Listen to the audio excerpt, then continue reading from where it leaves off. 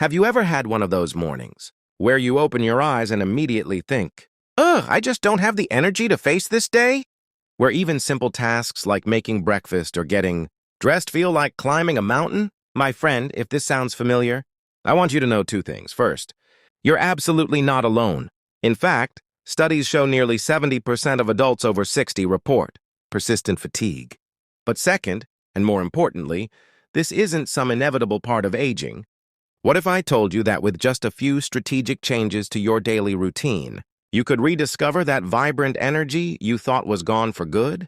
Today, we're going to walk through 5 surprisingly simple habits that can help you do exactly that. These aren't drastic overhauls or expensive solutions. They're small, research-backed tweaks that work with your body's natural rhythms. I've seen these make remarkable differences for people in their 60s, 70s, and beyond. Some noticed changes within days, while others found their energy gradually building week by week. The key is consistency, not perfection. So grab your favorite beverage, get comfortable, and let's explore how you can start feeling more energized starting today. Now, our first habit addresses something many of us do automatically every morning, and it might be sabotaging your energy before your day even begins. I'm talking about that first cup of coffee. Now, don't get me wrong, I love coffee as much as anyone. The aroma, the warmth, that little moment of quiet before the day begins. But here's what most people don't realize. Drinking coffee immediately upon waking actually works against your body's natural energy systems. Here's why. In the first hour after waking, your body is already producing cortisol, your natural wake-up hormone. When you introduce caffeine during this window, it essentially competes with your cortisol, leading to 2 problems. First, you get less benefit from the caffeine, meaning you need more to feel alert. And second, you're more likely to experience that mid-afternoon crash. It's like trying to push a car that's already rolling downhill. You're working against the natural momentum. So what should you do instead? Try this simple swap. Before your coffee, drink a tall glass of water, about 12-16 ounces, at room temperature or slightly warm. Why? After 6 to 8 hours of sleep, your body is mildly dehydrated, even if you don't feel thirsty. This dehydration alone can cause fatigue. By hydrating first, you're giving your cells the fluid they need to start generating energy efficiently. Then wait 30-45 minutes before having your coffee. You'll likely find the caffeine works better when your body is properly hydrated and has had time to let its natural cortisol do its job. While we're on the topic of mornings, let's talk about another powerful energy booster that's completely free and available to nearly everyone: sunlight. Not just any light, though, natural morning light. There's fascinating research showing that exposure to natural light within the first hour of waking can significantly impact your energy levels all day long and even improve your sleep at night. Here's how it works. The specific wavelengths in morning sunlight help regulate your circadian rhythm, your body's internal clock that governs when you feel awake and when you feel sleepy. When this rhythm is properly set, you get more consistent energy throughout the day. The ideal is to get outside for 5 to 10 minutes without sunglasses, though protect your eyes by not looking directly at the sun. If going outside isn't practical, sitting near a sunny window while you drink that glass of water we talked about can still provide benefits. Now let's move to our second habit, and this one involves movement. But before you think I'm going to suggest some intense workout routine, let me reassure you. This is about gentle, strategic movement that actually gives you energy rather than draining it. In fact, one of the most effective energy-boosting movements is something you can do right after meals. It's called the post-meal stroll. Here's why this works so well. After eating, your body directs blood flow to your digestive system. If you remain completely sedentary, like plopping on the couch after lunch, this can lead to that familiar post-meal slump. But a brief, gentle walk, just 5-10 minutes at an easy pace, helps stimulate circulation without overtaxing your system. This aids digestion and helps prevent blood sugar spikes that can cause energy crashes. The key is keeping it light and enjoyable. Walk around your living room if the weather's bad, or do a slow lap around your garden if you have one. Notice the colors of the flowers, feel the breeze, Make it a sensory experience rather than exercise. Many of my clients find this becomes their favorite part of the day, a little moment of movement and mindfulness rolled into one. And here's a fun variation to try. In the last minute of your walk, do what I call the penguin shuffle. Take very short, quick steps, like a penguin waddling.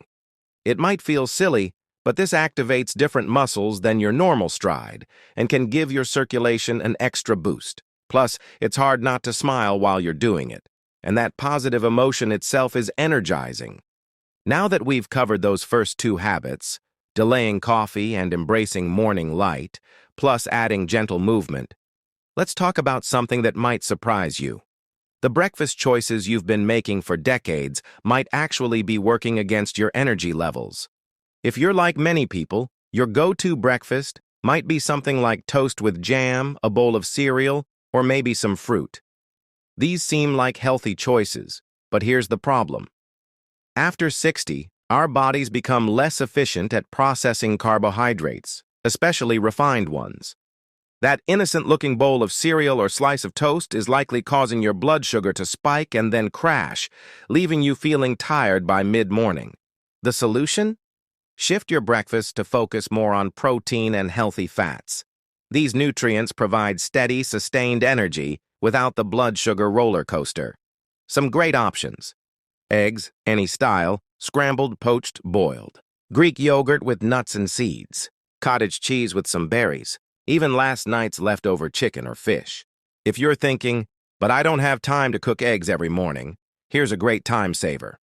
Once a week, hard boil a dozen eggs. They'll keep in the fridge all week, ready to grab and go.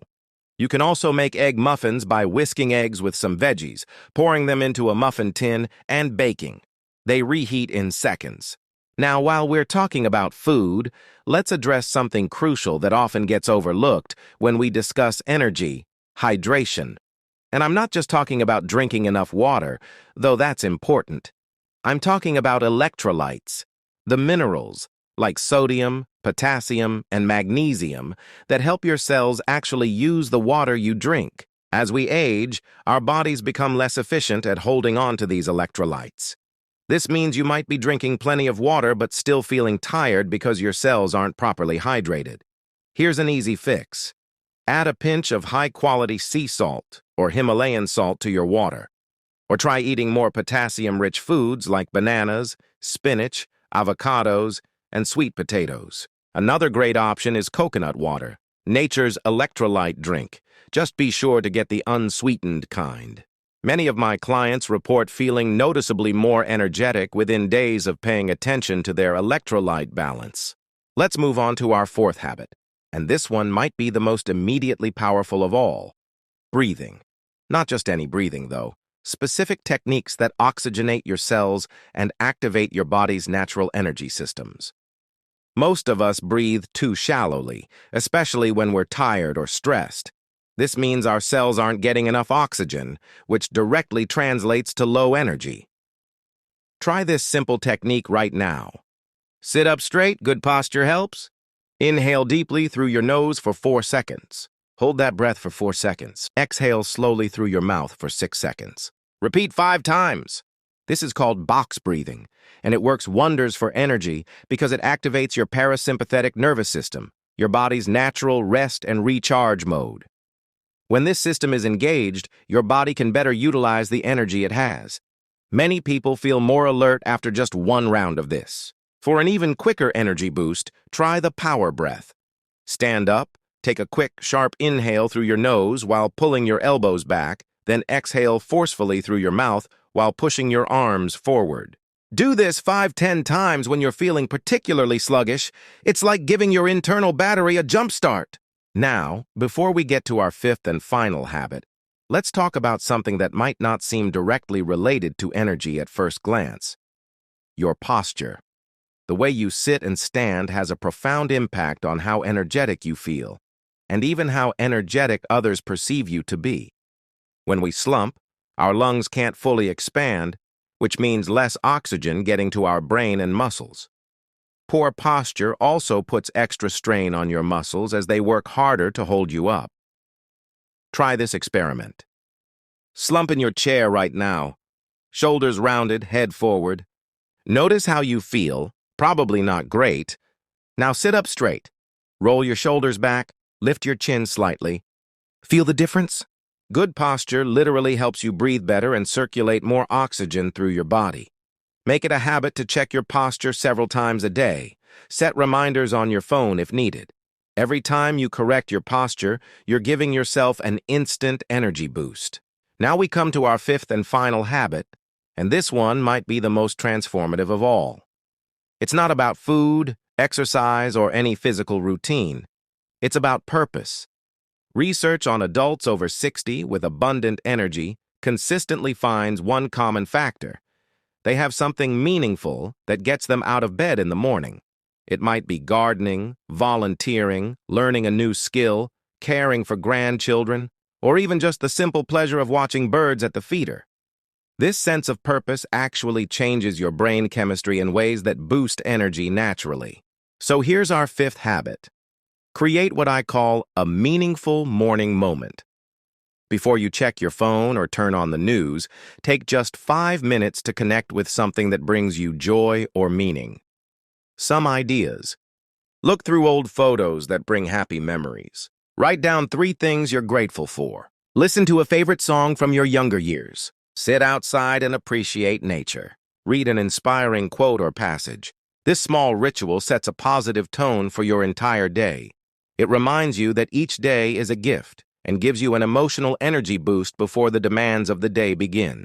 Now let's put all 5 habits together into a simple daily routine. Morning. Drink a glass of water, wait 30 minutes for coffee. Get some natural light. Enjoy a protein-rich breakfast with good posture. Have your meaningful morning moment. After meals, take a 5-10-minute gentle walk. Throughout the day, practice deep breathing when energy lags. Check and correct your posture regularly. Stay hydrated with electrolyte-rich fluids. The beauty of these habits is how they work together. The morning sunlight helps regulate your energy cycles. The protein provides steady fuel, the movement aids circulation, the breathing oxygenates your cells, and the sense of purpose gives you emotional vitality. Remember, you don't need to implement all these perfectly right away. Start with 1 or 2 that feel easiest. Maybe begin with hydrating first thing and adding protein to breakfast. When that feels comfortable, add the post-meal walk.